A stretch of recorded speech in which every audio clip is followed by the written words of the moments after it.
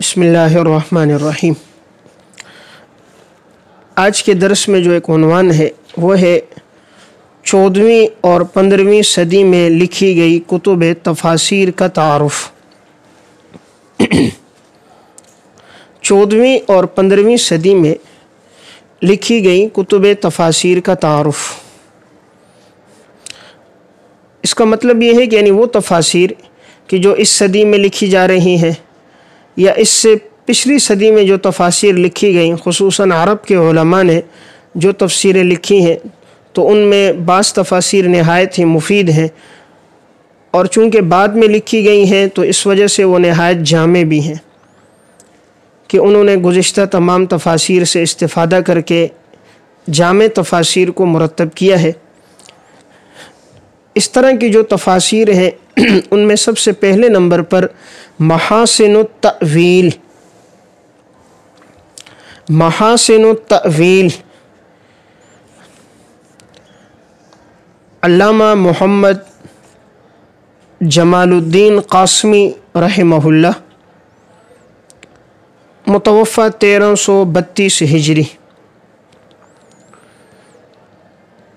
یہ تفسیر 17 جلدوں میں دار احیاء الکتب العربیہ سے طبع ہے۔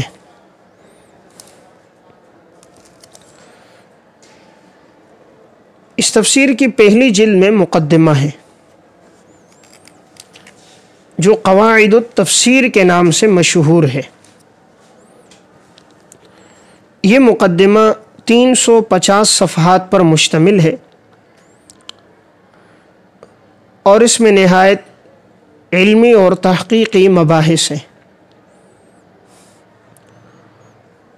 علوم القرآن سے متعلق تمام اہم مباحث اس مقدمے میں یکجا ہیں۔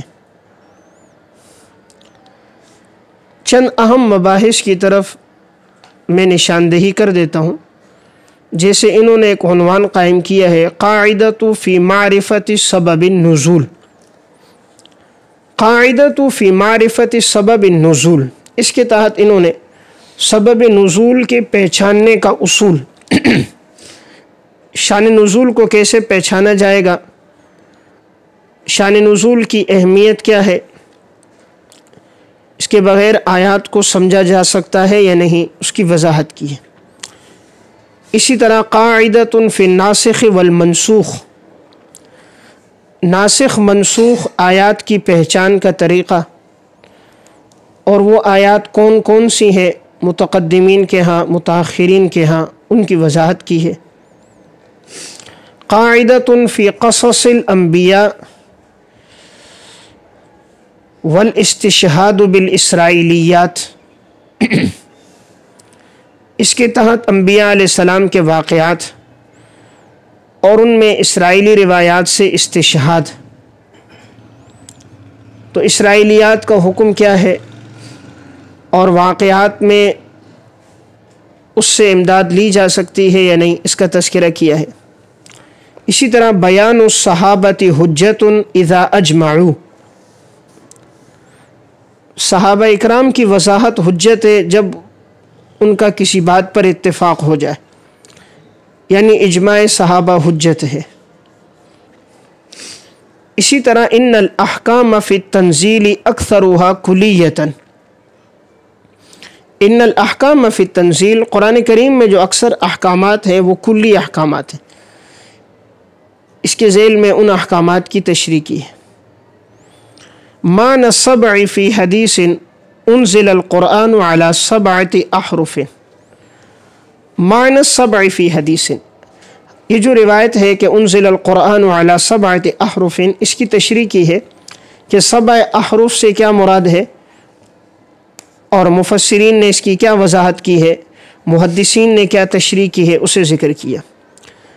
اس مقدمے کا ایک عنوان نہایت مفید ہے، اسے ضرور مطالعے میں رکھیں، وہ ہے السنۃ تفصل ما اجملہ الکتاب، کہ سنت تفصیل کرتی ہیں اس کی جو کتاب اللہ میں اجمال ہو، یعنی قرآن کریم کے بعض احکامات مجمل ہوتے ہیں تو احادیث ان کی تشریح اور تفسیر بیان کرتی ہے۔ انہوں نے مثالیں بھی ذکر کی ہیں، چند مثالیں میں عرض کر دیتا ہوں کہ سنت قرآن کے احکامات کی کس طرح تفصیل کرتی ہے۔ جیسے قرآن کریم میں احل اللہ البیع وحرم الربا، اب حدیث نے تشریح کی ہے کہ 6 چیزوں کو 6 کے بدلے میں بیچو، برابر سرابر ہو، کمی بیشی ربا ہے۔ تو قرآن میں اجمال تھا کہ سود حرام ہے۔ اب کون سا سود حرام ہے کون سا نہیں، کیونکہ ربا تو مطلق زیادتی کو کہتے ہیں، بے میں بھی زیادتی ہوتی ہے، تو کیا وہ بھی زیادتی حرام ہے یا نہیں؟ تو حدیث نے اس کی وضاحت کی کہ نہیں، 6 چیزوں کو 6 کے بدلے میں بیچا جائے۔ پھر فقہاء کرام نے اس سے علت کا استنباط کر کے آگے حکم بیان کیے۔ اسی طرح ایک دوسری مثال کہ قرآن کریم میں منع ہے 2 بہنوں کو جمع کرنا ایک وقت میں نکاح میں۔ انہوں نے تشریح کی کہ حدیث میں جیسے آتا ہے کہ انسان جمع نہیں کر سکتا ایسی 2 عورتوں کو کہ ان میں ایک کو مرد تصور کرو تو نکاح نہ ہو سکے، جیسے کہ اب بھتیجا ہے اور دوسری طرف بھتیجی اور پھوپھی، اس طرح بھانجی اور خالہ، ان کا اجتماع نہیں ہو سکتا۔ تو قرآن میں 2 بہنوں کا تھا، تو حدیث میں اس طرح کی دیگر عورتوں کا تو تشریح آ گئی حدیث میں۔ اسی طرح قرآن کریم میں انزلنا من السماء ماء طہورا، اور حدیث میں تشریح ہے هو الطہور ماؤہ والحل میتتہ۔ تو قرآن میں اجمال تھا کہ ہم نے پانی اتارا ہے، یہ پانی پاک ہے، تو حدیث میں وضاحت آ گئی کہ پانی پاک ہے اور اس کا جو مردار ہے وہ حلال ہے۔ قرآن کریم میں نفس کی دیت ہے اور حدیث میں اطراف کی دیت آئی ہے، یعنی انسان کے اعضاء میں اگر کسی عضو کو کوئی نقصان پہنچاتا ہے تو ان اعضاء کی دیت کیا ہوگی، تو اس کے احکامات آئے ہیں حدیث میں۔ قرآن کریم میں میراث کے احکامات آئے ہیں لیکن عصبہ کی میراث کا ذکر نہیں ہے، اور حدیث میں عصبہ کی میراث کا تذکرہ آیا ہے۔ قرآن کریم میں ہے کہ 2 عورتیں ایک مرد کے قائم مقام ہے، اور اگر ایک عورت بھول جائے تو دوسری اسے یاد دلائے گی، اور حدیث میں بھی ہے ما رأیتم من ناقصات عقل و دین۔ اس طرح کی انہوں نے 10 مثالیں بیان کی ہیں کہ قرآن میں اجمال تھا اور حدیث نے اس کی تشریح کی ہے۔ اس حوالے سے یہ مقدمہ بڑا مفید ہے، اگر ممکن ہو تو اس مقدمے کو آپ ضرور اپنے مطالعے میں رکھیں۔ اس تفسیر کا ماخذ درج ذیل تفاسیر ہے۔ نمبر 1 تفسیر کشاف، نمبر 2 تفسیر ابو سعود، نمبر 3 تفسیر در منصور، نمبر 4 تفسیر قرطبی، اور نمبر 5 تفسیر محائمی۔ علامہ محائمی ان کا اصل نام ہے علی بن احمد بن ابراہیم محائمی، ان کی متوفہ 835 ہجری ہے۔ ان کی تفسیر کا نام ہے تبصیر الرحمن و تیسیر المنان، تبصیر الرحمن و تیسیر المنان۔ عموماً کتب تفاسیر میں حواشی میں اس کا تذکرہ آتا ہے کہ علامہ محائمی نے یہ کہا، تو یہ بڑی مفید تفسیر ہے، عالم الکتب سے 2 جلدوں میں طبع ہے۔ اس میں قرآن کریم کی ایک ایک آیت کو لکھ کر مختصر اور جامع تشریح کی گئی، غریب الفاظ کی وضاحت ہے، مترادفات کی وضاحت ہے، جس طرح جلالین ایک تفسیر ہے لیکن یہ اس سے زیادہ مفید ہے۔ بہرحال تو اس تفسیر سے بھی انہوں نے استفادہ کیا ہے۔ تو یہ جو تفسیر محاسن التأویل ہے، گویا ان کا استفادہ کشاف سے، ابو سعود سے، تفسیر در منصور سے، اور علامہ محائمی کی تفسیر سے، اور تفسیر قرطبی سے۔ ان کا اسلوب یہ ہے کہ آیت ذکر کرنے کے بعد 4 سے 5 سطروں میں آیت کی مختصر تشریح کرتے ہیں۔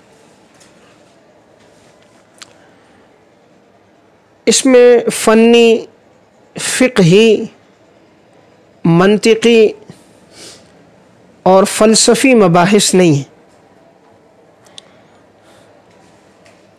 اس میں زیادہ توجہ اہل قرآن پر دی گئی ہے۔ غریب الفاظ کی وضاحت ہے، آیات کی مختصر تشریح ہے، اور بقدر ضرورت فقہی مسائل اور استنباطات ہیں۔ روایات اور آثار بھی جا بجا ذکر کیے۔ تفسیر نہایت عام فہم ہے کہ متوسط طالب علم بھی اس سے استفادہ کر سکتا ہے۔ ضرورت اس تفسیر پر یہ ہے کہ اس پر کوئی علمی اور تحقیقی اعتبار سے کام کیا جائے کہ اس میں موجود روایات اور آثار کی تخریج اور تحقیق کر دی جائے، اور جن اسماء کا ذکر آئے ان کا مختصر ترجمہ ذکر کر دیا جائے۔